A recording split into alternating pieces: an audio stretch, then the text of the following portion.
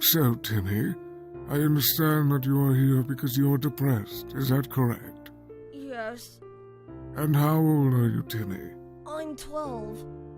When do you suppose this whole issue started? Are you in any form of stress? No, I don't think so. But I think I know what the problem is. You do? Oh, well, that saves a lot of time. Tell me, what do you believe the source of your problem is? I think it's my dad. Your father. What is the issue? Does he beat you? Yes, a lot. Well, I deal with a lot of situations similar to this one. No, not just that. When I do well in school, he doesn't care. When I get bullied, he doesn't care. He's never even spoken a word of English to me. He's never spoken to you? Is he a mutant? No, he's a monster! And no one seems to understand that. I mean, his head is literally a giant bird! Not to undermine your situation, Timmy, but don't you think that's a little far-fetched?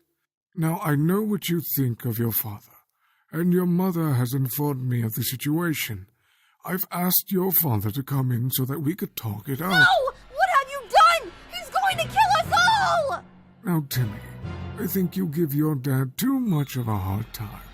When I spoke with him on the phone, he didn't seem like the monster you were describing him. You can understand him too? Mom always tells me I'm crazy, but I know I'm not! Timmy, I would advise you do not yell in my office. Oh, that must be him now. Welcome, Mr. Pecker. Squawk! Doc, you need to hide! He's a monster! Timmy, that is very rude. We are here to calmly discuss the issue. Now, Mr. Pecker, it seems Timmy thinks that you are an abusive, cold father. What do you have to say? I